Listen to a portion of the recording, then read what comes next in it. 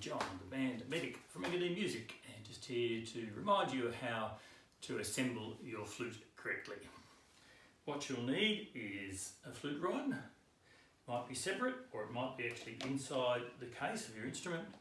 You'll also need a clean handkerchief or cloth. Okay, so first thing we do is we need to take out the different sections of your instrument and clean the tenons. The tenons are the pieces that actually join the different sections. So I'm just going to wipe them so they're clean. And there's only two, one on the main body and one on the end of the head joint. That just keeps any dirt off it before we assemble it. While we're doing that, we need to check the location of the head cork, which sits in there. It's adjusted by this piece called the crown, and it is meant to be 17.3 millimeters from the end. But fortunately, you don't have to worry about that, because on your flute rod, the end section has a little marking on it indicating that 17.3. What I'm trying to do is insert that to make sure it sits in the middle of the lip plate, and we can actually see that witness mark in the middle. If you need to adjust that, your teacher may help you adjust that crown to allow that to sit in there. Once we've done that, we can assemble our sections.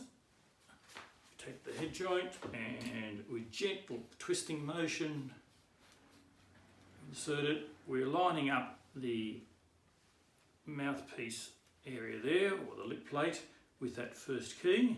What's important is that it's comfortable when you have your hands in position that you're blowing across it. So you may need to adjust it slightly forward or backwards. On some flute there will be actually a little mark on there helping you to line that up correctly. With the tail joint we simply do the same thing, gentle twisting motion, and the location of that little E flat key is where our little finger should rest comfortably. So sometimes you need to adjust it a little bit depending on how the shape and the length of your fingers are to get that to sit comfortably. Then we should be in a position where we can just play, and so on and so forth. Okay, when we finish playing, same thing, we need to disassemble it. But very importantly, we need to just wipe out those different sections. This is where the second purpose of the flute rod comes in. It has a little eye at the end there, which allows us to insert a handkerchief or a cloth through. Just enough to wrap that around the cloth, and we wrap it so that we can hold the cloth and the rod with one hand, because that allows us to insert that inside the head joint, sort of around just to wipe the inside. We're also going to be careful that we haven't got any dirt inside this area called the chimney, as that's where we blow. Sometimes there's a lot of accumulated muck there. So what I'm going to do is just take a end of that cloth, take a little paddle pop stick or some similar thing, and just wipe out the inside of that. That will keep our flute playing nice and cleanly.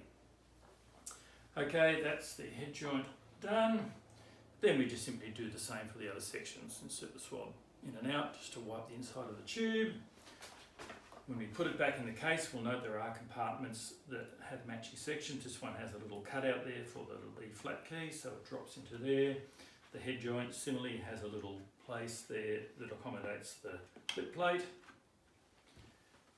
And after I've done this, which we can do in two ends, that way and that end, then we'll insert that, making sure that that little G-sharp key is sitting up on top. As we said before, some flutes have a place where you can actually have the flute rod inside the case. If you haven't got a place for it inside, you can insert it inside the body and just store it in there while it's in the case. Or if you have a compartment on the outside of your bag, you can put it in there. In this particular circumstance, we've got it there, so we shall place it in there. Most important that we don't have anything sitting on the top of the key, so when the case closes, we don't crush it. Lock securely, and we're good to go.